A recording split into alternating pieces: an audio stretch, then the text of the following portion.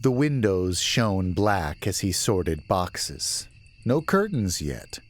Baker stared into that abyss, knowing full well that nothing waited beyond the glass but the circle of his new neighbors. Still, an unfounded trepidation snagged, like corners of tape. As he shelved his many boxes of books, he smoothed down the edges of that fear, imagining it as a sticker of a smiling face that wanted to hold fast, to keep going. He developed the habit in boyhood, the only child of parents seldom home in their large and creaking estate, but he'd gotten out of practice. In the city, while teaching at NYU, such dark thoughts seldom surfaced. With no dark corners for nightmares to hide in, the only threats were the humankind, and even those had fallen to a fraction of their numbers a generation ago. His gaze returned to the inky black of those windows. The yellow shine of the incandescent bulbs left by the cellar turned the glass into mirrors. Those corners had started to pull up again, less a fun sticker than cheap tape refusing to do its singular job, when a knock at the door caused him to jump. The flicker of fear fled almost instantly. He hadn't installed his ring out front, so no warning chime preceded the visitor. But no matter. Nothing waited in the black but what was known, studied, and, despite what news stations would have people believe, controlled. Thus, Baker opened the door without bothering with the peephole. Without going for the cricket bat he had slotted in the coat rack alongside his umbrella. "Hello, neighbor," came the sweet, feminine voice before the porch light had even limned the smiling face. "I'm Tricia Hillerman from across the way." The woman was near Baker's 40 years, fit and dressed for the autumn evening. She wore her hair down, the bottle blonde curls bouncing around her shoulders. She held a circular dish in one hand up near her face, suggesting that she'd done her time in the restaurant trenches at some point. Perhaps before, as her ring testified, marriage, and, if guessing by her sensible shoes and the subtle stains on her pants, motherhood. "Come in," Baker said, turning to the side and gesturing into the skeletal foyer. "You'll have to excuse the mess. I just started unpacking." The woman entered, surveyed the space, and then beelined for the couch, still askance and facing a blank wall. "No problem at all, neighbor. I didn't expect you'd made much progress. Russ, that's my oldest, told me the movers left only yesterday." She looked around for a place to set the dish. Finding none, she placed it on the middle cushion and sat on the end. She patted the cover, making a sound like a kid's drum on the plastic top. "I brought you a little something to welcome you to the neighborhood. I hope you like sweets." Baker moved to the other side of the couch, sat, and examined the container. "Thank you, Tricia. I'm Baker. Nathaniel Bakursky, actually, but I've gone by Baker since college." After the tactless struggle innate to all Tupperware, he removed the lid, revealing several cupcakes, half of them black, half orange, each with a small plastic character embedded in the frosting, a bat, a pumpkin, the Frankenstein monster. "I appreciate these. I didn't bring much food, so these certainly won't last long." "Well, don't upset your stomach, Mr. Baker." "Just Baker is fine."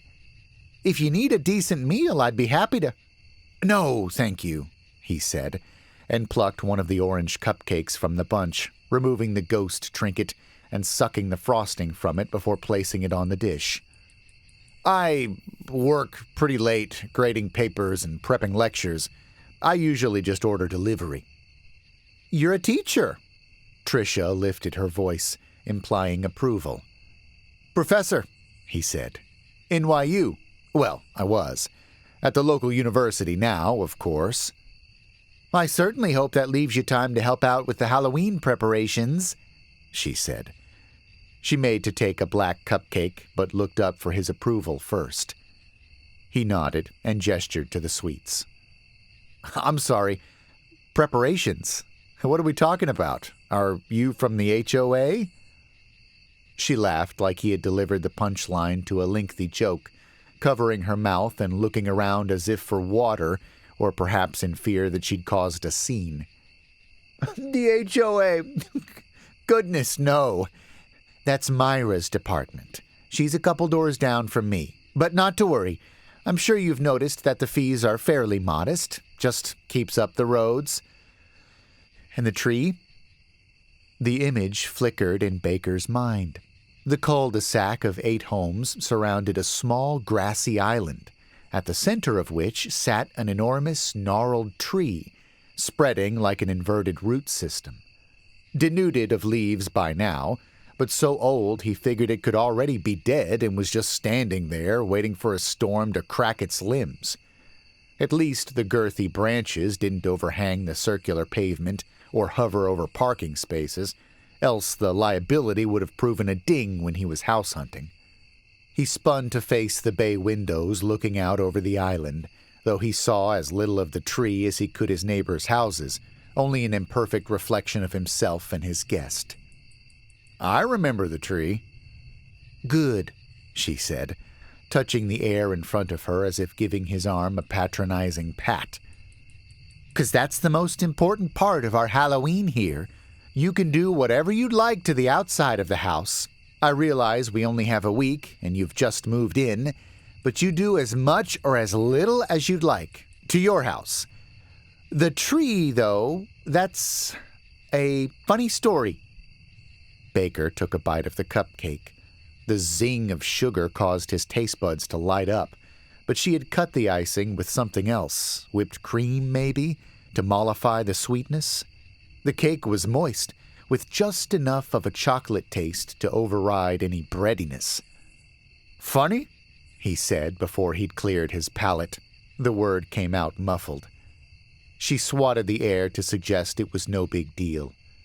You've no doubt seen the neighborhoods where they all agree to put up those little Christmas light balls or the paper lanterns, or every house has the same color icicles. Sure.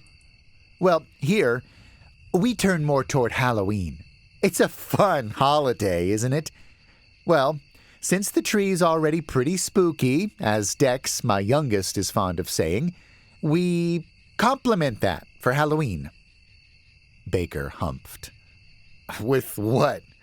Toilet paper or those little cardboard graves cocked to the side? He laughed lightly, and she joined in. Not exactly. We, hang things in the tree. Characters, really. Like ghosts? He asked. Like people, she said, but she must have seen something like panic in Baker's face, because she quickly put up a hand and amended, Not actual people, Mr. Baker. We're not savages, so don't go calling your realtor. She laughed heartily, looking at Baker all the while as if hoping he'd join in. Effigies, he said at last. You hang effigies. Is that what you're saying? She shrugged. Only dummies, Mr. Baker. Baker, he said. Just Baker. Sorry, Baker, but dummies, really. We're not protesting government oppression or anything. You know, mannequins or the like. Dress them up, make them look real. It's all in good spooky fun. Baker finished his cupcake, folded the paper, and covered the dish again. I'll pass on that, he said. I'm all about a nice carved pumpkin, and of course, I'll leave the light on and hand out candy. I'll certainly be here the night of. She licked her lips, getting tiny specks of her lipstick on her front teeth, but then licking them too, perhaps sensing the gaffe. Well, you have to participate. We hang 8 dummies each year, 1 per house. She smiled and looked at the popcorn ceiling. It just won't work otherwise. Baker sighed. Look, Tricia, I have every intention of being a solid neighbor. I think I'm going to fit in here. It's a beautiful spot, and I love not suffering traffic noise at every hour. But I'm a professor of cultural studies with a focus on the 20th century. Surely you can understand why there's no way I'm hanging an effigy outside my house. I'd be canned within a week. And frankly, I wouldn't be much of an educator if I condoned such regressive practices. Oh, this isn't about race, Mr. Baker. We're rather a melting pot cul-de-sac. The Jacobs are African American, my neighbors, the Guroviches, are Jewish, and the Lopezes are from Puerto Rico. First generation, I might add. He put up his hands. I believe you, Tricia, but I can't participate. I'm sorry. If it's that important. He shrugged and scrunched up his face. You can just hang an 8th effigy. Dummy, she said. Dummy, and pretend there's one per house. Pretend I did it. Her demeanor went from flustered to angry, lips all but curling, to sad, the yellow glow reflecting off of budding tears coating her eyes. Mr. Baker, I had hoped to avoid the details of this practice until you'd been here a while. And then, maybe over a bottle of wine or at one of our fabulous backyard barbecues, you could have been eased into things. But despite pleading with the Hostetters to move after Halloween, you have found yourself here at a most crucial time and with no understanding of what is at stake. Baker's eyes flitted to the shining black of his windows again. He saw only Tricia's back in the glass, but someone outside looking in, what would they think? What was happening here? And what exactly is at stake, Tricia? She cleared her throat and looked at the cushion between them, down at her sweet offering. It's a hanging tree, Mr. Baker. Long ago, don't know when, don't care to. I can't say whether the men who swung from those branches are trapped in there or whether that old tree is doing its own thing all by itself, for itself. But it requires tribute, Mr. Baker. She looked up at him. It demands we play a simple game with simple rules. And while I know nothing of you, sir, while I have no doubt that your years in academia and in the big city have all but whittled away your sense of wonder, let me assure you it takes care of its own, to those who pay that tiny, harmless tribute every year. But, Baker said, his mouth suddenly dry, unable to articulate more, even if he'd wanted to. But it also takes a toll when we fail to pay tribute, even one of us. And what is that toll, Tricia? His heart banged in his chest.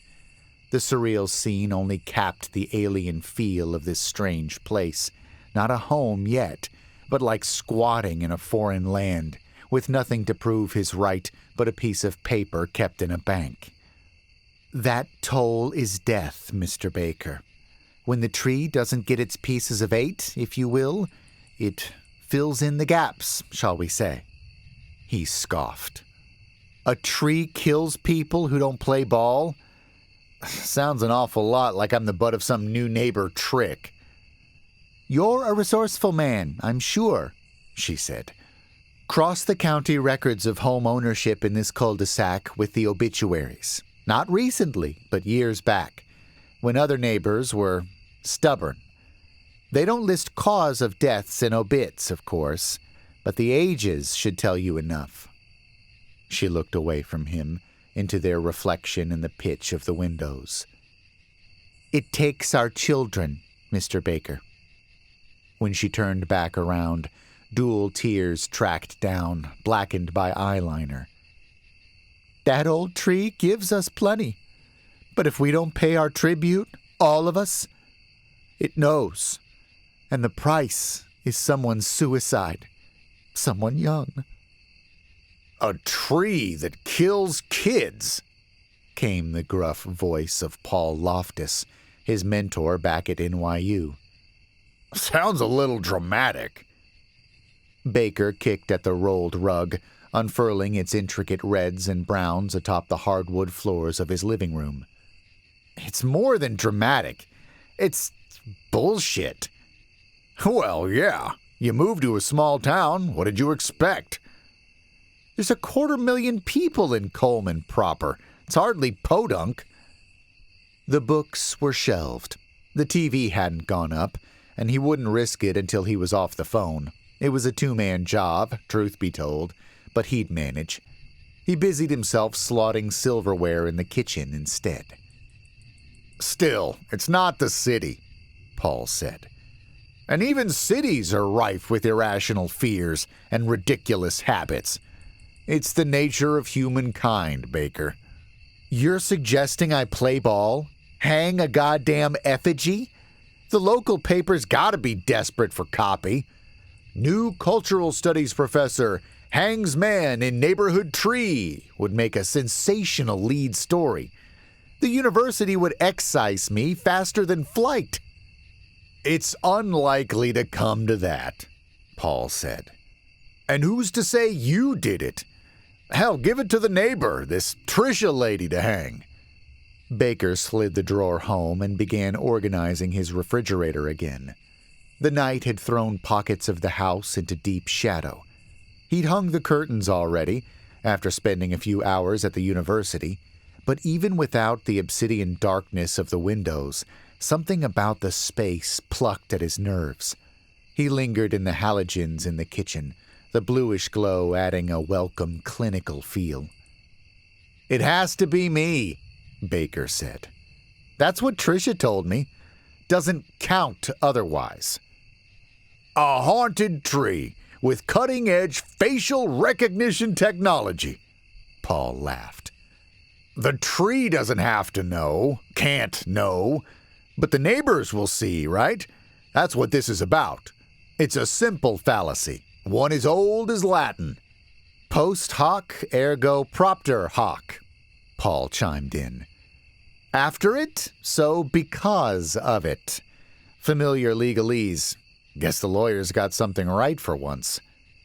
Baker quickly plugged in a lamp so he could sit in his Boston rocker, tired of standing. He checked his Fitbit to see he'd already accrued 20,000 steps that day. She gave me all this garbage about blessings and curses around the cul-de-sac. One year, they half-assed the decorations and 3 of them have car accidents. The next year, they give it their all, make the effigies lifelike and horrifying, and the Nolans dodge a cancer scare, and the Guroviches get pregnant after 10 failed years of trying. Jesus. So where do the hanged kiddos come into play? A good year for somebody's job search or a bad year for flu allows for common superstition.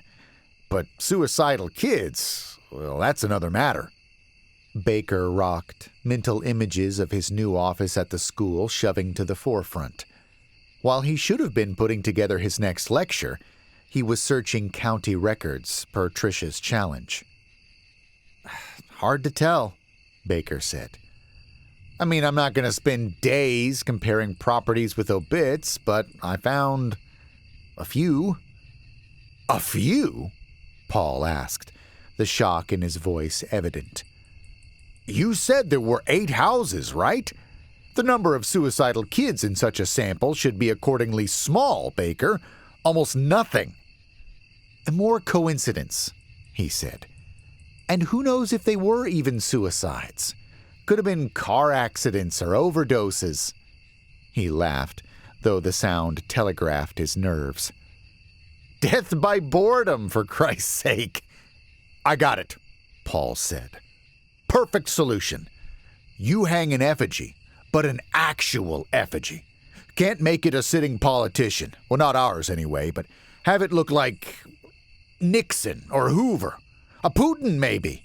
Hell, Julius Caesar, whatever. Make it a safe, boring jab that nobody could mistake for a cultural oversight. I get it. It's not the worst idea, but a bang in the basement snapped his attention from the phone call 1,000 miles away to the now, the here. A sound far from the well-lit city and in the lonely boundaries of a home not yet really his, and in a space 5 times the size of his apartment in Manhattan. Why the hell had he gotten such a big place? You all right? Paul asked. Heard something downstairs, Baker said. Well, clearly, it's the tree god indicating his pleasure at my idea. Baker laughed. I better check it out. That side door's a son of a bitch to close when it's wet, and the electrician might have left it ajar. Last thing I need's a family of raccoons making camp down there. You're saying you ain't afraid of no ghosts? His mentor laughed at his own joke, the sound distant, as if he'd pulled the phone away from his face to really cackle without hurting Baker's ears. I'm more afraid of raccoons. Animals exist. Ghosts do not. Just in case, Baker, Paul said. Take an axe! And his far-off laugh came again, followed by the brusque, flat tone of a disconnected call. Jack off, Baker said, chuckling himself now. And yet, instantly, the following silence transported him, back in time and far in miles, to his childhood home in rural Pennsylvania, where his professor parents, setting off to some symposium or conference, left him alone on weekends as often as not. That house, low lit by bankers' lamps affixed to broad detective desks in the study, or by track lighting that worked more to limn walled canvases than scare away ghosts in the mammoth living room, drew as many spirits as any graveyard or sanitarium. That's ignorant, his father had told him in response to his fears. And no son of mine will harbor such superstitious hokum. He'd had to look up the word hokum in the impossibly thick family dictionary, though he already knew the meaning of his father's sentiment. No help was coming. Baker would endure the ghosts and creaks and solitude, outfitted only with the promise of his father's disdain if he balked. Had he called his father in that moment, alone in his own home now, those old fears returning, his dad would say the same thing. Even now, tucked safely into a retirement community, whiling his days away aimlessly discussing politics over golf, the idea that he could be wrong, could ever have been wrong, would never fester in that mind. Not ever. As if his father were watching him now, ready to tut-tut his disapproval at even the slightest apprehension, Baker went out the back door and rounded the house to the crawlspace door without even engaging his flashlight. He tripped over the raised border of his landscaping, having yet to craft a mental map of his property. He clicked on the flashlight once at the side of the house, putting the small closed wooden door leading to his crawlspace in relief. Well, what the hell had made the bumping noise if not some critter? He turned to his left, staring at the white outline to the upper corner of his home.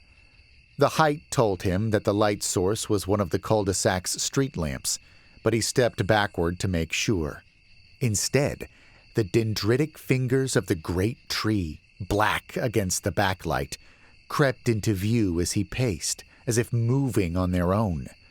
He walked farther out until the whole tree became visible, the glow still tucked behind its thick trunk. A breeze kicked up, sending the denuded limbs shaking, dancing in that spotlight, alive in ways that would couldn't be, shouldn't be. Standing there, only a handful of steps from the safety of his new home, a string of irrational thoughts peppered Baker. If it fell now, the tree, fell toward him, could it crush him? Surely not. It was wider than it was tall, or damn near it. Okay, so could it swing its outreached limbs like clawed hands and achieve the same result? Could the tiniest, snaggy claws at the end of its reach catch in his shirt and pull him from his feet, up from the soil that he now owned, up into that skeletal canopy, the ropey branches twining around his neck to bear his weight? Jesus, he said aloud, and shook his head. When he looked up again, the tree was just a tree. He could hear the buzz of the streetlights, the far-off laugh of someone walking across the way. He decided then. There would be no tribute, not from him. He had suffered enough from nonsensical fears, being a lonely child. Affluent parents had given him opportunities, sure. He'd never known hunger or lacked medicine or clothing. But he'd been ignored and abandoned to his imagination. And by now, he'd worked too many years to dispel such childish notions. Hell, he'd even gone into cultural studies to get away from irrational, tacit behavior, from the habits and ruts that as easily made someone toe a political party line as it made them step over a crack in the sidewalk or cross themselves when they heard about a friend diagnosed with cancer. No, he had left that boy behind, quivering with senseless fear in his childhood home, and had stepped firmly and finally into the light of academia, where ghosts held no power, were given no quarter. If he indulged this sort of ridiculous behavior now, at the start of his time in the cul-de-sac, he would open the door to further idiocy. Tricia and her superstitious ilk would simply have to suffer their coincidences, like the rest of humanity. The final days leading up to Halloween passed quickly, if not quietly. The bumps from the crawlspace had ceased, replaced by knocks at his door. Neighbor after neighbor stopped by, to welcome him indeed, but to determine his intentions, make sure he meant to participate. His answers were non-committal, evasive. He encouraged further visits, offered thanks, but on the subject of hanging an effigy, he would communicate nothing certain, leaving his new neighbors with reluctant smiles and dubious farewells. He lingered longer and longer at his office, unwilling to indulge them further. He even silenced the ringer on his office landline after Tricia called him to once again plead her case. Had she harassed someone at the university to discover his number? Either way, he wanted only for the holiday to end, for the 7 effigies to fail to meet their imaginary need of the old tree, and for precisely nothing to come from it. Perhaps this year they'd realize as much, thanks to their new professor neighbor, bringing reason to a neighborhood on the precipice of tribal dogma, even in the age of a connected world. He bought the last bag of candy from a CVS on his way home on Halloween night. He'd have left town, stayed in a hotel or nice Airbnb up in the mountains not an hour north, but he'd made a promise. He'd told Tricia that, despite no intentions of indulging the tree, he would hand out candy with the rest of them, and so he would. Foot traffic was heavy, starting early, before the sun had gone all the way down. Baker hadn't put up any Halloween decorations. Even his bowl was just a well-worn popcorn tub, with pockmarks dimpling the bottom from the occasional hot kernel melting the plastic. He found a streaming service for creepy sounds, ghouls laughing, doors creaking, and turned it up to create a tinny ambience for the kids. A couple of the hanged dummies reflected more treat than trick, something fantastic and obviously fake about them. One of fabric, with an impossibly long neck and thick black X's over the eyes.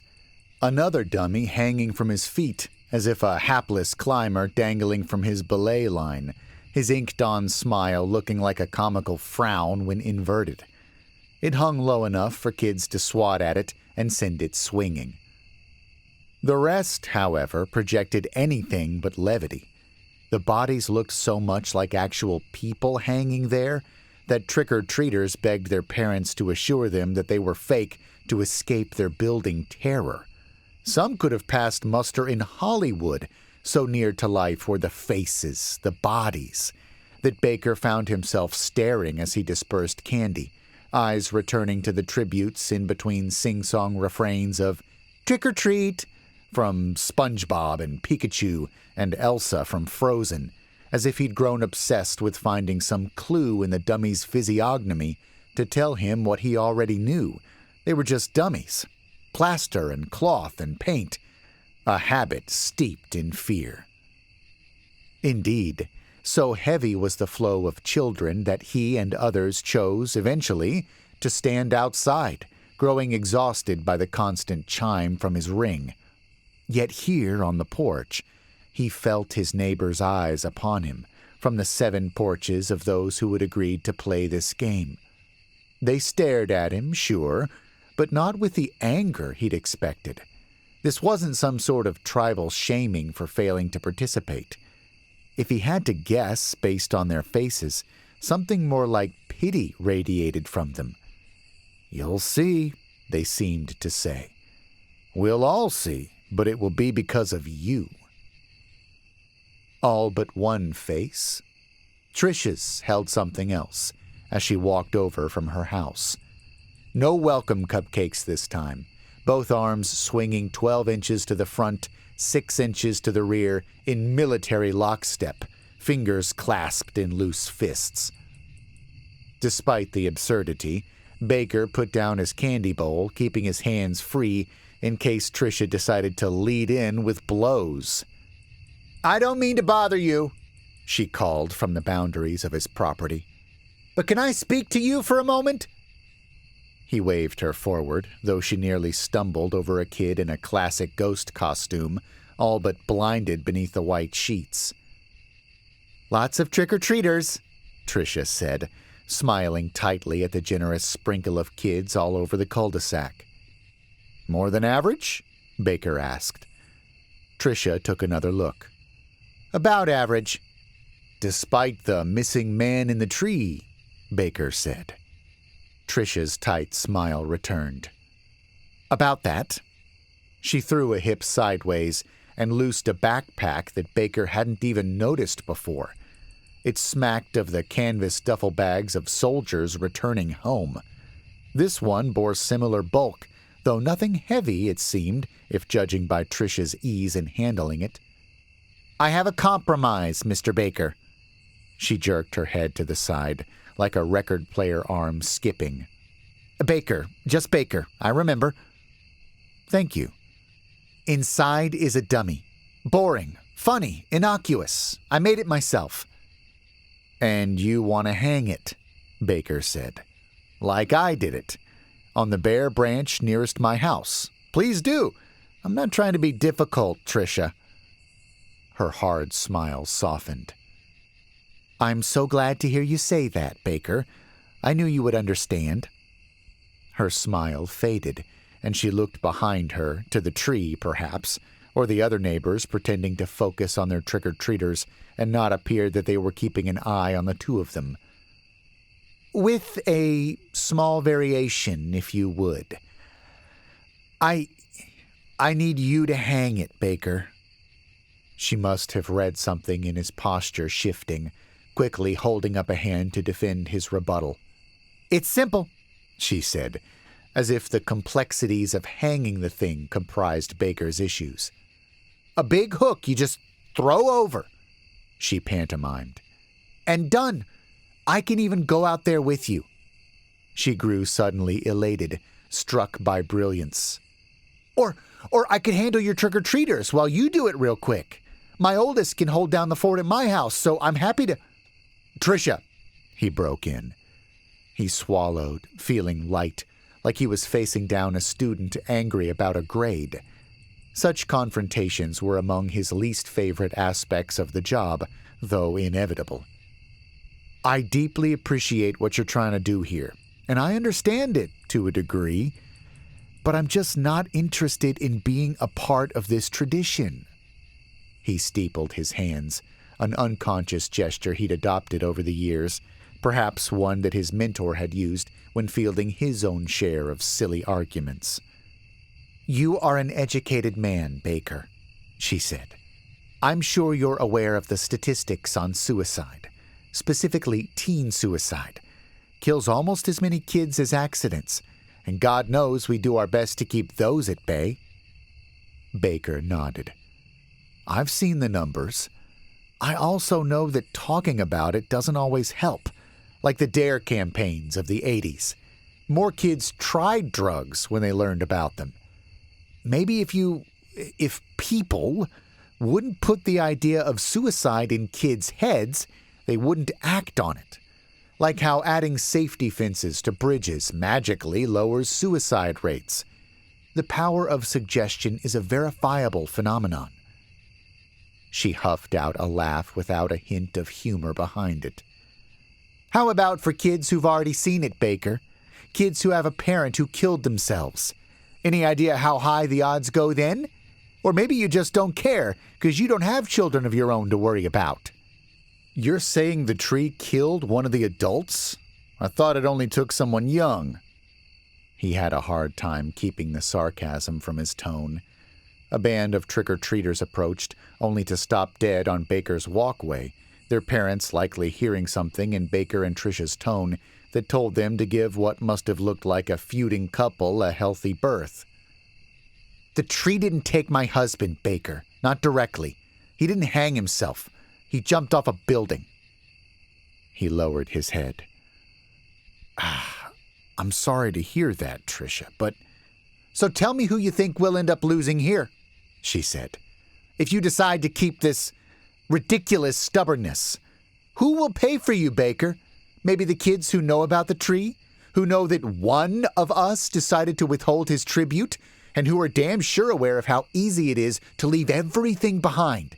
Who are well-versed in what it means to have other little fucks in school ask them if they're gonna kill themselves, just like their dad did. Sound about right, neighbor? Her voice broke, and tears fell immediately to the light concrete of the walkway, darkening the stone, as if they'd been hovering in her eyes the entire time, waiting on that one chink in the armor to present itself. Baker steepled his fingers again, but quickly pulled them apart, finally opting to hold them awkwardly by his sides. I can't imagine what that's like, Tricia. I'm sorry that happened. But this tree? He gestured to the hulking figure, backlit like a medieval deity rendered in paint.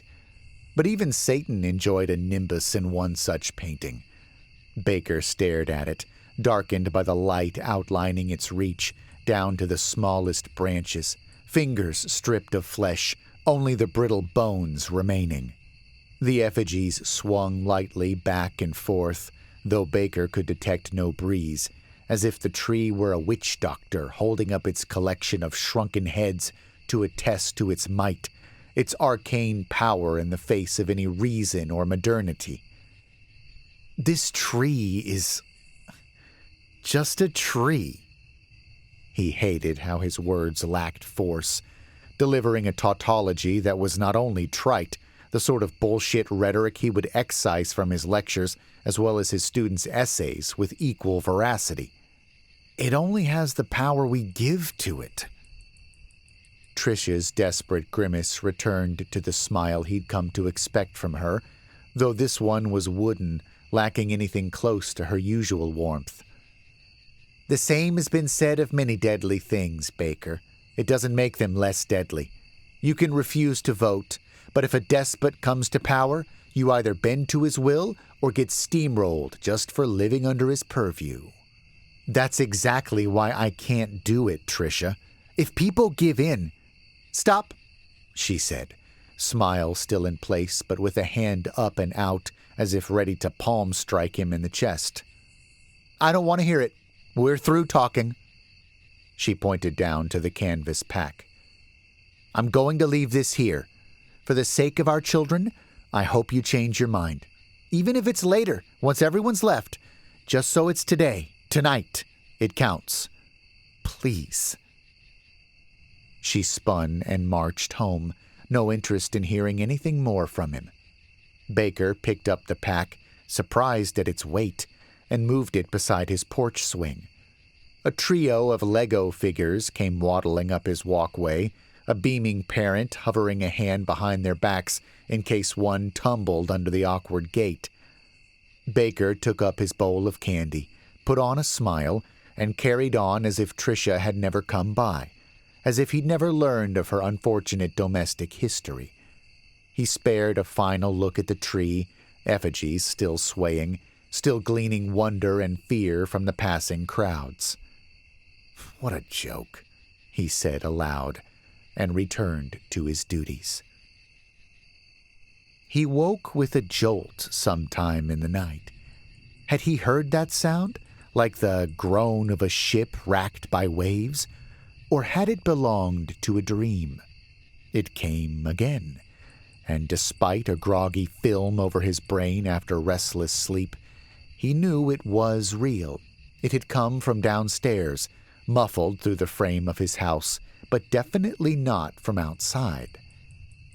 After a wrong turn in the hall, he flooded the halls with light on his way downstairs. The groan again, but this time with something different at the end. A grunt of metal moving, as much a whine as a groan. The basement. Baker grabbed a flashlight from his junk drawer and squeezed the handle several times to charge the battery. Still, the resulting light was weak, casting the stairs to the basement into milky, undulating relief in the darkness as the bulb waxed and waned with his squeezes. "Piece of shit," he said through gritted teeth. Door open, lingering in the light of the kitchen's fluorescence, he squeezed the idiotic flashlight over and over, pumping the mechanism until it finally gave off a reliable, if weak, beam of light. Another groan, followed again by the grumble of metal. What in the hell was going on down there? Despite a blooming worry, the fear had yet to come. Whatever it was conjured more anger than fear. Those were sounds of something breaking, and likely at the expense of his salary. Nothing dangerous. And yet, as he descended, whatever imagined security he felt inside his home, built by man to keep out the threat of other men, sure, but also nature, faltered. All along the concrete floor were cracks, eruptions that exposed great roots, so thick and immutable it seemed impossible that they hadn't always been there. But he'd walked these floors during the inspection, the inspector's flashlight, far better than Baker's, highlighting a slight crack in the conglomerate wall, dampness in the bedrock where the latest heavy rain had colored the stone a darker shade. "No big deal. Just think about putting in a culvert," the inspector had told him. But this was an invasion. He would have someone's ass for this. Someone must have known that not an inch beneath the concrete, it seemed, a tangle of roots had been ready to explode through. What would this cost him? Would this be covered by his home insurance? He forgot himself. Forgot about the hanging tree beyond the basement door, past a paper-thin layer of lattice work, and started kicking at the roots with his bare feet. The soil felt damp, despite the relatively dry fall so far. The cold seeped through his skin, punctuated by the dull sting after each kick. Even in his anger, he gave it the heel, not the toes. Yet, even when the girthy, cold roots now seemed as much a feature of the basement as the electrical box, suddenly they moved, some forward, others back, as if adjusting to their new home. But trees didn't work that way. They were, above all, efficient. And this sort of movement, the sheer amount of energy it would demand, defied all he knew about flora. That grinding again, and he spun to see the roots beneath the hot water heater, causing the hulking mass of metal to bend in protest as if it were an aluminum can. This time, the groaning ended in a hiss as the roots stripped the tank away from the plumbing.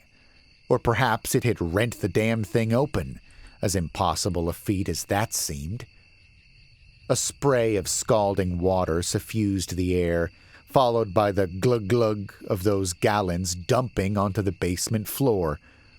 Baker shouted in pain and frustration, but his instincts forced him off the basement's craterous floor onto the steps and back up into the house. "Motherfucker!" he called, slamming the door to the basement, as if soon the roots and water would find him upstairs. "I gotta shut off the water main," he said aloud. "Where the hell is it?" He stumbled into the kitchen, only now noting the time on the microwave clock.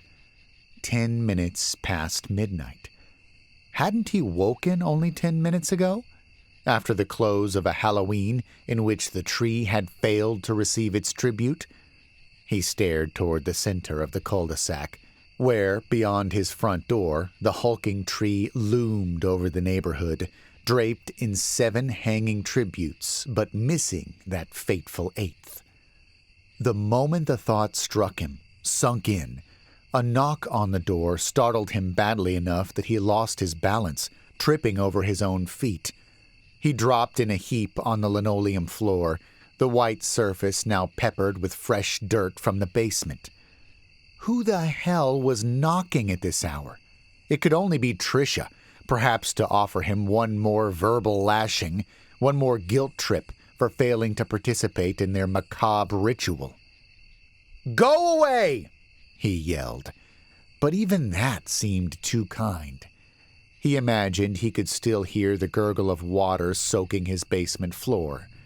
Would the pipes just keep going, corrode the entire foundation in minutes? Who knew? He knew only that Tricia and her moronic fear-mongering couldn't have come at a worse time. "Piss off!" he shouted. "I don't want you here. I don't give a shit about what you've been through. Get the fuck off my property!" Even behind the blackout curtains, he sensed a shift in the light as Tricia passed in front of the streetlights. "Good," he said, anger draining now, settling into exhaustion. Over the next hour, he made calls to the water company's emergency line, getting it turned off from their end. He spoke to the utility company, who promised to send someone in the morning to make sure his power box hadn't been damaged. He wrote his insurance provider and ended his night firing off an angry email to the home inspector for missing the root system. Surely something that major presented telltale signs of what was to come. Roots didn't do that, didn't crop up one night all at once. They certainly didn't crawl on their own, writhe like so many octopus legs, like muscled, angry snakes, working through tons of soil as easily as water. Not possible, even for evil hanging trees. He made it to the living room couch before collapsing back into a fitful sleep, one where he could feel roots closing in around him, where the only thing keeping him conscious was the decades of reason behind him, where trees were nothing more than the stolid, helpless hulks in the shrinking forests, as much a victim of man as the dodo bird, and with as little agency. He woke early, the dark curtains leaving the living room a deep gray in what his watch told him was the 7th hour. He felt hungover, despite not touching alcohol the night before. He thumbed his phone, hoping to see an email about when the utility workers intended to show, but tapping the screen left it a reflective black.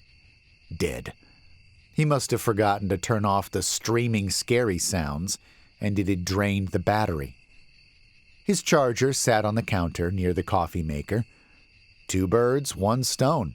But before the brew had even finished, the quick buzz-buzz of incoming texts came seemingly without end. "Oh, what?" Baker grumbled, as if the phone could say aloud what all the pokes were about. He thumbed the screen to life and found he'd missed several calls and texts from Madeline, his ex. The lethargy vanished when he saw Trevor's name. The familiar characters, which had seemed so full of hope and promise on his son's birth certificate 2 decades ago, now brought along equal measures of excitement and panic, so near to each other as to weave together, swirling into a general anxiety. He quickly scrolled to the top of Madeline's texts, her first of the night before, from around 10. Maybe his phone was already dead by then because he hadn't yet gone to bed. The last of the trick-or-treaters had been after 9. "Trevor wants to come see you. He insists. Call me back." Another couple of phone calls had followed, where Madeline accused him of ghosting her, but then a spate of more texts. "He left. He's coming your way. There was no talking him out of it. Be nice." "Trevor's on the way," Baker said aloud, but then he checked his watch. "He should be here by now." Maybe he'd come so late that he'd gotten a room. He wouldn't know anyone here. Hell, he could have slept in his car. Baker marched to the front door and opened it, the brisk morning air invading instantly, as if it had been waiting all night for the chance of swapping out the warmth of the air inside. Baker grabbed a hoodie from the rack by the door. Only his car waited in the driveway, but there was an older model car on the curb between his house and next door. Nothing he recognized, but he had to admit that he knew as little about Trevor's vehicle as every other aspect of his life. He could lie to himself, and often did, claiming that the divide between them was Trevor's doing, his uncanny knack of creating space through superior firepower, mostly in the form of verbal jabs, digs at his father's choices, his lack of parental acumen. The groan of rope on wood interrupted his thoughts. The tree. Still the effigies swung, looking less like Halloween decorations now. Even in the budding light, the safety of the day, they projected an eerie message. More than just dummies, just physical manifestations of fear and superstition. No, they looked like bodies, void of life, but doing their dark work, warding off disobedience of one form or another. "Barbarians," Baker said, his breath coming out as a fog on that one word. He meant to check the car for his son sleeping, no doubt immune to the litany of aches and pains that a night sleeping on the unforgiving back seat would wreak upon someone Baker's age. But something in the tree snagged his vision. What was it? Then it occurred to him. 8. There were 8 effigies now. Sometime before morning, someone, very likely Tricia, had hung the 8th tribute. Pathetic. He could almost hear the insinuation in their chatter over the coming months. Any hiccup in the days between this Halloween and next blamed on the new neighbor and his refusal to cave. The nearest branch held the recent addition. A figure dressed in typical clothes, jeans, shirt, coat, shoes, and socks. Pretty elaborate. The clothes looked new, the jacket a fashionable blend of colors that reminded him of Joseph and the amazing Technicolor Dreamcoat. Of decent brands, though such fare was commonplace at Goodwill, he supposed. The face, though, that was kind of fucked up. A young man, sparse patches of facial hair, evident even through the long hair veiling much of his features. The skin was purple, absurdly so. It looked perversely overwrought, as if Tricia had delighted in how grotesque she could make it. The thick branch nonetheless bowed a little at the weight. Christ, she must be strong as an ox to have carried that thing on her back. His watch buzzed with an incoming call, though his phone was all the way inside. Madeline. Damn it. He hadn't even had the chance to read all of her texts, listen to her messages, even check on Trevor in the car. "Hey, Madeline," he answered. "Here," came the broken words. Baker grumbled. "You gotta speak slowly. My phone's inside. I'm on my watch." "Is he there?" I was just checking on him." "There's a car here." He spoke slowly as well, all but shouting the words into his watch, looking around the whole time for neighbors, feeling silly. "Is shit," she said, the signal again breaking up. Baker moved around the yard, the dew on the grass chilling his ankles. "What?" "Piece of shit. Brown. Car?" she asked. Baker laughed. That about sums it up. I was going to see if he was inside, he said, as if speaking to an older person. He again headed toward the car, but thought better of it. The distance would surely drop the call. His relationship with his ex bore enough strain. Her trademark impatience and no doubt concern over Trevor taking off like that would likely explode if he hung up on her now. Can't miss jacket, she said. Baker shook his wrist as if to punish the watch for its shitty connection. Sorry, Madeline. One more time? Can't miss his jacket. The words sent a disabling wave through his muscles, like an EMP rendering the electronics of his body inoperable. He sat hard onto the grass, wind leaving him, eyes shooting back up and over to that nearest branch. That swinging effigy, face purple and bloated, to the funky jacket across its slumping shoulders. But no, Tricia had hung her own creation, her compromise. Baker jerked upright, ignoring the broken speech piping roughshod over the tiny speaker in his watch. He stumbled over to the porch swing, shoving it aside with a jangle from the protesting chains. The bag, Tricia's duffel, still there, still obviously full of whatever effigy she'd had in mind. Is there or not? Madeline asked, voice clearer now. But all she would have heard coming from her ex were wails of anguish. There, crumpled on his porch, staring up at his only son, so estranged that he didn't even recognize him hanging there in the tree. Baker could only manage sounds, though ones any parent would have no trouble interpreting. Tricia had brought a plate of butter cookies. Baker ate one, not so much hoping for something akin to pleasure, though they were well made, but out of neighborly etiquette. The notion would have seemed funny a week ago, before his son had taken his life. Or what did they coach him to say at the university now? Died by suicide? That was it. The verbiage was meant to remove blame, to stifle judgment.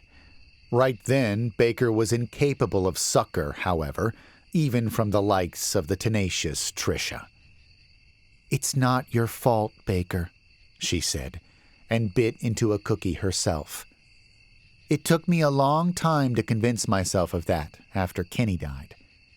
I kind of doubt you goaded him to do it, Baker said. My last words to Trevor might as well have put the noose around his neck. You didn't know, she said. Indeed, his spray of vitriol after finding his basement ruined by the tree was aimed at Tricia, only it hadn't been her at the door, but his son, coming to see his father, vulnerable, tired. From what Madeline told him, it had been a hard summer for him. College was keeping him grounded, but he'd gotten his only B and took it badly. Was going to Baker for advice, for a chance to connect with the father he'd never really known.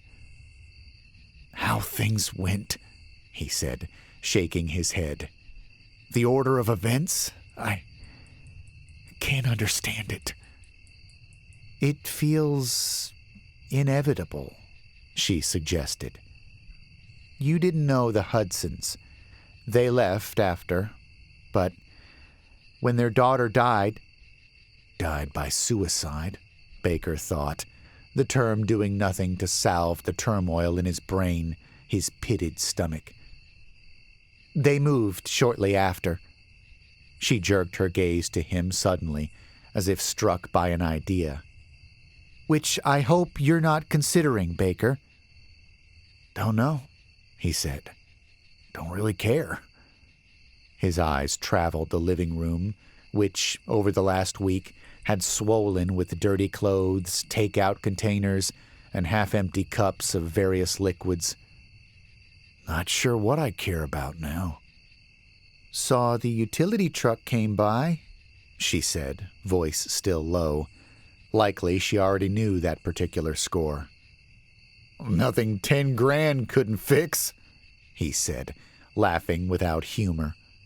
"Who needs savings anyway?" He looked up at her, met her eyes, which were mercifully wet with the promise of quick tears if he broke first. He appreciated that. The image imprinted into his mind, though, would prove poor competition when up against seeing his only child, purpled and sightless, swaying in the morning breeze, his shitty, useless father looking on as if he were wasted meat stinking up his neighborhood. That was just the mitigation. They, said they'll need to cut up the roots before I can lay down concrete. Hell, can't even put the hot water heater back till... "Best not," she said, lips turning down in a frown. "Best leave them be, I think." "But the hot water, they have ways around it," she said. "I mean, I'm not the one paying the contractors, Baker, but I'd leave the roots where they are, where the tree put them." "Right," he said, mind's eye replaying those roots writhing in the earth, as if giant worms trapped in a time lapse. Impossible, really. Not fucking possible. Not by any science he'd ever known. The wriggling in the memory echoed in his body now, and he shook it off with a sudden convulsion. "Sorry," he told her, once he'd resettled reality. "When's the funeral?" she asked. "Saturday. Madeline asked that I stay away." "Will you?" He shrugged, even that reminding him how exhausted he was, though he'd done little more than sit on his couch and stare at the wall for days. "Probably." "This is a hard time for you," she said. "The hardest. I lost a husband, the father of my children, but there's nothing that compares with losing a child." He nodded, though the absurdity of it failed to escape him. What audacity, suggesting that losing Trevor compared with her losing her husband, the human she'd laid next to every night, that she'd been able to trust implicitly with the most important people in her life, their children, the person who'd offered a security so strong that she had banked on it for life, had bet on having him there until the day she left this world. And then there was his relationship with Trevor. A joke, really, and not a funny one. Baker had been a payout, nothing more, patting himself on the back for never missing a child support payment, never balking on the little extra Madeline had needed before school, for summer programs, for karate classes or jazz band. And yet he'd maneuvered out of every encounter, slithered out of every in-person opportunity to be there for him. He had no right to mourn Trevor in the same way Tricia had mourned her husband. How she'd had to have mourned one of her children if they... Wait. He met her eyes again. Those budding tears fell now, down her cheeks and darkening the lavender fabric of her blouse. "I have nothing left to lose," he said. "That's what you're worried about. Next year." He spoke the words evenly, without emotion, and meant it as such, though Tricia broke down at them, tears flowing freely now, amid shakes of her shoulders, fingers clenching at invisible tethers. He put a hand on her shoulder. Even that simple touch seemed to complete a circuit, her warmth and life and hope surging into him, coloring him, suggesting that he had an escape to the despair that the last week had held. As if sensing what this moment meant to him, she moved to him, sliding her arms around him, and they shared an embrace known well to the mutually suffering. He let himself cry, a rarity as emotional displays went. His parents had disliked it to a fault, their words growing more detached the more he cried, until they would refuse to indulge him, no matter the volume or intensity of his wails. They parted at last, and Baker dipped his head to meet her eyes. "I'll stay," he told her, "and I'll pay tribute. I promise, Tricia." This brought a fresh wave of cries, but soon overtaken by barked laughter of relief. "Thank you, Baker. I can't ask it of you, not now, not like this. But It's all right. The roots, the effigies, I'll do it." He shook his head, the negative gesture feeling automatic at first, but then complimenting his own denial of all that had happened. He stopped it, world still spinning when he did so, like a cartoon character whose eyes pinged around in their head like pinballs. "I'm glad you came," he said, and took another butter cookie. Still, it offered no taste in his mouth, no reprieve from his suffering, but it didn't hurt to try. He walked her to the door, giving her shoulder one more squeeze. Perhaps they would become friends. He had grown used to being useful. Perhaps he could even become that to her fatherless children. Nothing like a father, a role he had never understood, not from his own, and certainly not from the multitude of ways in which he'd failed Trevor. But with Tricia's family, anything he could offer would prove a net gain. She was alone, like him, but with so much more to lose. And yet, even as he watched her walk back to her house, past the hanging tree, offering a watchful gaze upward at its mighty branches, down to its invasive, if invisible, network of roots, like reaching, assuming fingers, gripping the puny humans of the cul-de-sac, insinuating into their homes as if daring them to oppose. Even there, seeing firsthand the power of their overlord, knowing that it had so much it could take, his mind cast down into the basement, where one of Baker's packages waited, compliments of an online store specializing in invasive flora. He had yet to slice open the tape to expose the awful chemistry within, but he imagined its contents. Liquid, perhaps, maybe powder.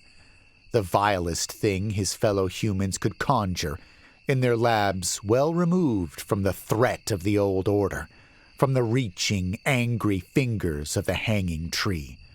In the confines of his home, in the secret of his basement, known to none of his prostrate neighbors, cowed by the lives those limbs had claimed, by the visceral terror Tricia exuded in fear for her own clan.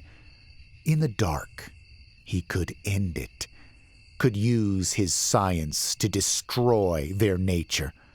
No faith required, only a refusal to bow to that terrible might just outside his door.